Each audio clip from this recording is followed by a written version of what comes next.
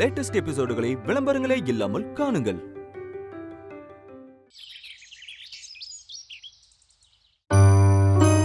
டேய் வினய், அழாதடா, அழாத, எந்திரா, அழாதப்பா, எந்திரிப்பா. வினய், இங்க பாரு, நீ என்ன பண்ணுவியோ எனக்கு தெரியாது. நைட்டுக்குள்ள மித்ரா வீட்டுக்கு திரும்பி வரணும்.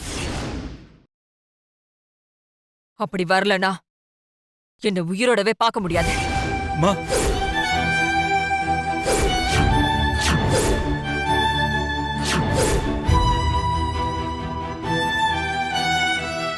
வசு, எதுக்கு நீ இப்படிலாம் பேசுற? இப்ப மித்ரா நம்மளை விட்டு எங்கம்மா போயிட போறா? அவ எங்கேயாவது பக்கத்துல இருப்பா, தேடி கண்டுபிடிச்சிடலாம். கொஞ்சம் ரிலாக்ஸ் ஆயிரு.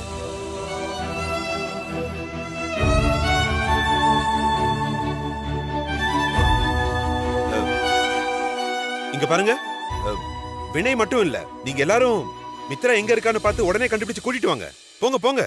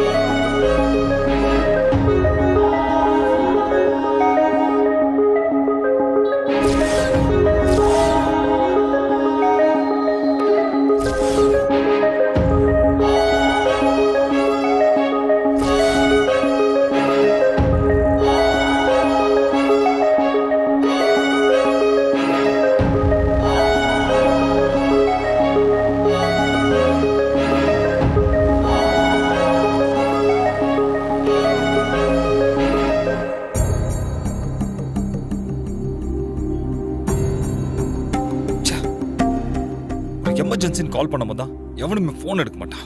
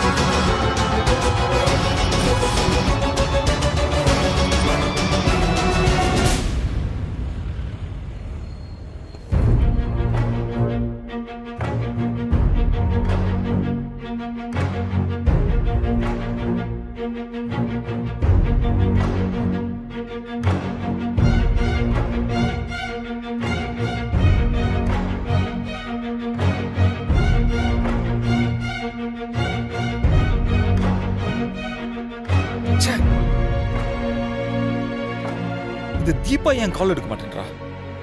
ஃபர்ஸ்ட் டைம் கால் பண்ணும்போது மிஸ் கால் பார்த்துட்டு கூப்பிட்டுருக்கணும். ஒருவேளை மித்ரா தீபா கூட தான் இருக்காளோ, அதனால தான் ஃபோன் பார்த்துட்டு அட்டன் பண்ணலையா இருக்கலாம். எல்லா இடத்துலையுமே பார்த்துட்டோம், கடைசி ஹாஸ்டல்லையும் பார்த்துருவோம். தீபாவை நம்புறது சரிப்படாது.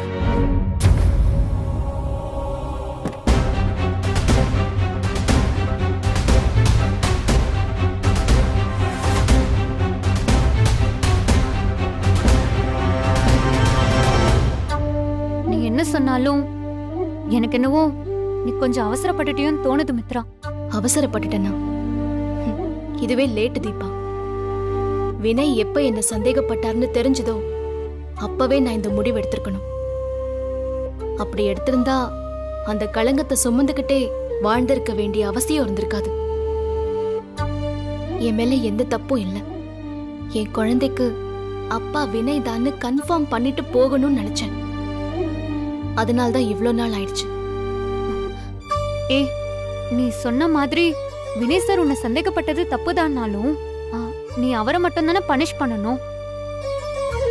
அதை விட்டுட்டு அவரோட சேர்த்து டாக்டரையும் வாசுகி மேடத்தையும் தவிக்க விட்டது சரியா? வேற வழி இல்ல. டாக்டரும் வாசுகி அம்மாவும் எனக்கு இன்னொரு அப்பா அம்மா மாதிரி. அவங்கள நான் கடைசி வரைக்கும் மறக்கவே மாட்டேன்.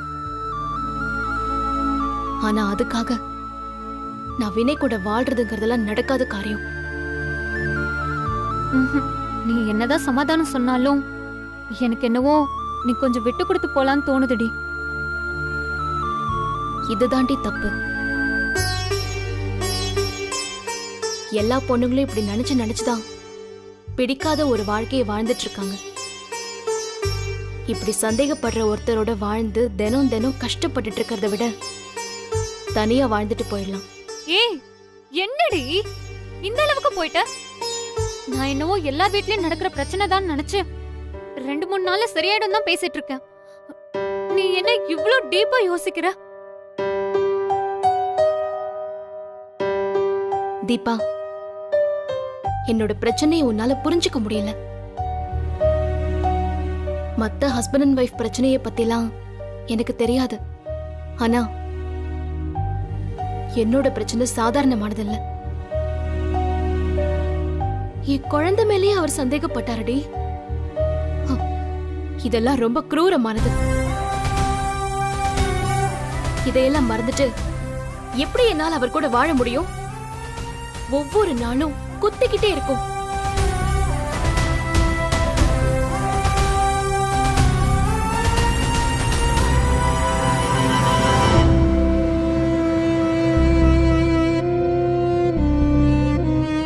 ஓகேடி, நீ சொல்றது சரிதான்.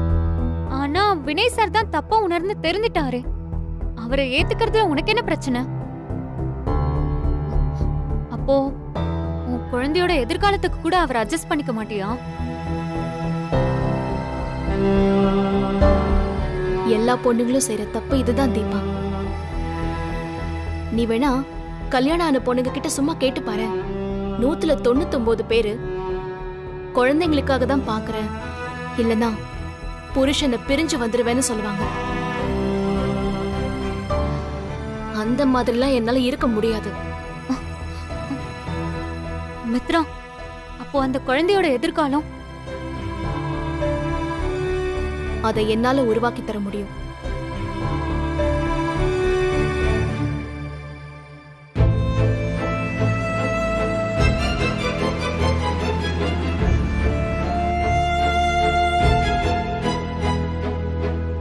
மித்ரா, அப்பா இல்லாம குழந்தை வளர்றது குழந்தைக்கு தான் பாதிப்பை கொடுக்கும்.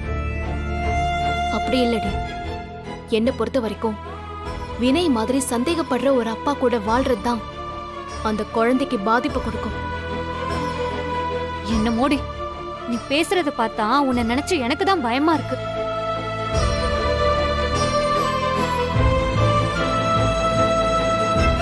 ஒரு நல்ல வாழ்க்கையை மிஸ் பண்ண போறியோன்னு தோணுது. எது நல்ல வாழ்க்கை? அந்த வீட்ல வாழ்ந்த வாழ்க்கையா? ஆமா, அத நான் இல்லைன்னு சொல்லல. ஆனா அங்க நான் சந்தோஷமா இருந்ததெல்லாம் கொஞ்ச நாள் தான். எப்ப வினய் என் மேல சந்தேகப்பட்டாரோ அப்பவே என் சந்தோஷம், என் நிம்மதி எல்லாமே போச்சு. அதுக்கு மேல நான் ஏன் அங்க இருக்கணும்? மறுபடியும் இதோ இந்த ஹாஸ்டலுக்கே நான் திரும்பி வரலாம். அந்த ஹாஸ்பிட்டல்லயே டாக்டர் கிட்ட நான் ஒர்க் பண்ணலாம். இதுலலாம் எனக்கு ஒரு பிரச்சனையும் இல்லை. ஆனா வினய் கூட சேர்ந்து வாழ்றது மட்டும்தான் எனக்கு பிரச்சனை. சரிடி, உனக்கெல்லாம் அட்வைஸ் பண்ற அளவுக்கு நான் பெரிய ஆள் இல்ல. நீ எவ்வளவு பிரச்சனை வந்தாலும் ஃபேஸ் பண்ணிடுவேன்னு எனக்கு தெரியும். ஆனா டக்கு டக்குன்னு முடிவெடுக்காம கொஞ்சம் யோசிச்சு பண்ணு. சரி, நெக்ஸ்ட் என்ன பண்ணலான்னு பிளான் பண்ணிருக்க? ஊருக்கு தான் தீபா. டெலிவரி வரைக்கும் அப்பா அம்மா கூட இருக்க போறேன். ஓ, அப்ப அவங்களுக்கும் எல்லாம் தெரியுமா? இன்னும் சொல்லல, போய் தான் சொல்லணும். எனக்கு என்ன நடந்தாலும் உன்கிட்ட தான் ஃபர்ஸ்ட் வந்து ஷேர் பண்ணுவேன். அதான் உன்னை பார்க்க வந்தேன். சரி, எனக்கு டைம் ஆச்சு, நான் கிளம்புறேன். ஹே, இன்னைக்கு ஒரு நைட் இருந்துட்டு போலாம்ல? இல்லடி, யாராவது என்னை தேடி வரதுக்கு சான்ஸ் இருக்கு. இப்பவே கிளம்புறது தான் நல்லது. நான் வரேன்.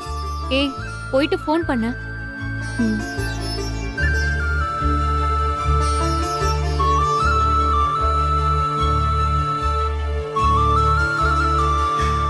வரேன் தீபா. ம். பார்த்து போ மித்ரா. ம். ம். பாய்.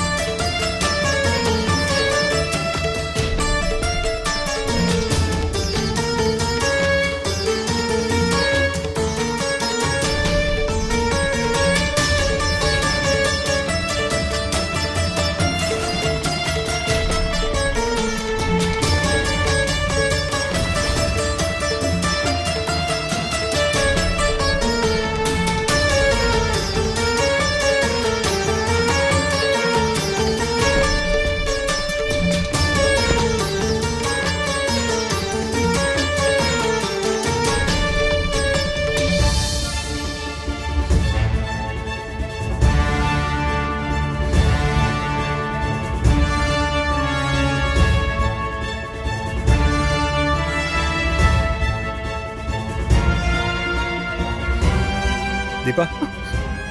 சார். என்ன தீபா, நிறைய தடவை கால் பண்ணிட்டேன், போனும் அட்டன் பண்ண மாட்டேங்கிறீங்க.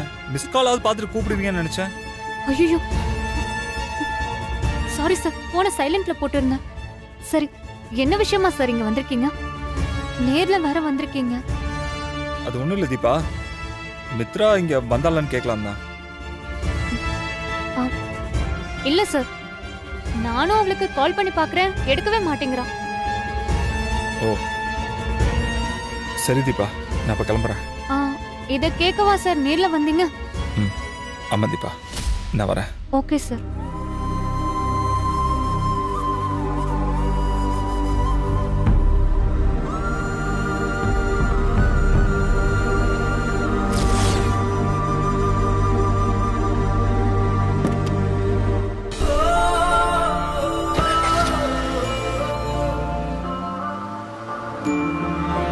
மித்ரா, நீ எங்க தான் இருக்க?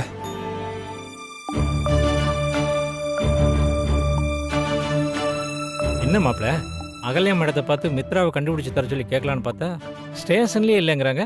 இப்போ என்ன பண்றது? என்ன பண்றதுன்னு என்ன கேட்டா, இவங்க எங்க போனாங்கன்னு தெரியல.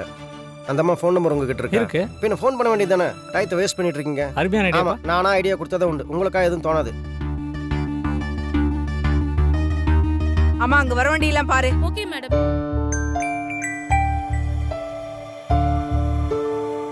ஹலோ. Hello madam. எஸ், சொல்லுங்க ரகு. ஒரு முக்கியமான விஷயமா ஸ்டேஷனுக்கு உங்களை பார்க்கலான்னு வந்தோம். நீங்க இங்க இல்லைன்னு சொல்லிட்டாங்க மேடம். ஆமா ரகு, பேட்ரோல் டியூட்டி, சோ நான் கொஞ்சம் வெளியில இருக்கேன். சரி, என்ன முக்கியமான விஷயம்? Anything serious? ஆமாம் madam. If you don't mind, நீங்கள் எங்கே இருக்கீங்கன்னு சொன்னீங்கன்னா நாங்களே அங்கே வந்து பேசிடுறோம். இதை நேரில் வந்து பேசினா தான் சரியாக வரும் மேடம். அப்படியா? சரி, நான் இப்போ வேலைச்சேரியில் இருக்கேன், இங்கே வாங்க. Okay madam, thank you madam. என்ன சொன்னாங்க? வா, போகும்போது சொல்கிறேன், வா.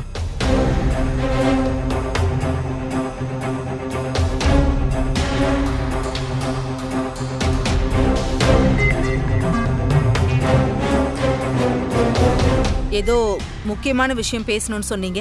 மேடம் அது என்னங்க போலீஸ் கிட்ட சொல்றதுல என்ன தயக்கம் சொல்லுங்க. Madam Mitra missing madam. What? என்ன சொல்றீங்க ரகு? ஆமாங்க மேடம், மித்ராவை காணோம், எங்கே போனானே தெரியல. ஏன் என்னாச்சு? வினய் மறுபடியும் ஏதாவது பிரச்சனை பண்ணானா? நான் தான் அன்னைக்கு அவ்வளவு தூரம் மித்ரா மேல எந்த தப்பும் இல்லைன்னு சொல்லிட்டு வந்தனே, அப்புறம் என்ன? இல்லை மேடம், நீங்கள் அன்றைக்கி வந்து மித்ரா கிட்ட பேசிட்டு போனதுக்கப்புறம் அவன் பழைய மாதிரி மித்ரா கிட்ட நடந்துக்கவே இல்லை. டிஎன்ஏ டெஸ்ட்டை பற்றியும் பேசவே இல்லை. மித்ராவே டிஎன்ஏ டெஸ்ட் எடுக்கணும்னு அடமெண்ட்டாக நின்று எடுத்து அதில் தான் குழந்தைக்கு வினய் தான் அப்பான்னு நிரூபிச்சுட்டு லெட்டரையும் ஒன்று எழுதி வச்சுட்டு இனிமே வினய் கூட வாழ விருப்பம் இல்லைன்னு சொல்லிட்டு போயிட்டான் மேடம்.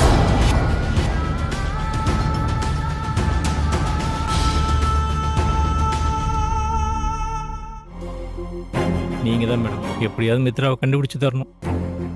என்ன ரகு விளையாடுறீங்களா? அதான் மித்ராவே அவளோட முடிவை தெளிவா எழுதி வச்சுட்டு போயிருக்காளே, நாங்க எப்படி இதை மிஸ்ஸிங்னு கன்சிடர் பண்ண முடியும்? புரியுது மேடம், பட் இது நீங்கள் அஃபிஷியலாக பண்ண வேணாம். எங்களுக்காக பர்சனலாக கேர் எடுத்து மித்ராவை கண்டுபிடிக்க ஹெல்ப் பண்ணுங்க போதும். எங்களுக்கு இப்போதைக்கு உங்களை விட்ட வேறு வழி இல்லை மேடம். அண்ணி விஷயம் தெரிஞ்சதும் நெஞ்சு பிடிச்சிட்டு உட்காந்துட்டாங்க. வாட்?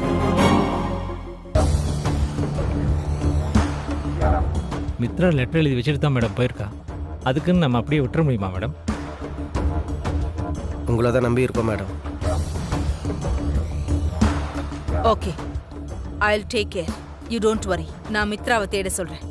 Thank you madam. ஓகே.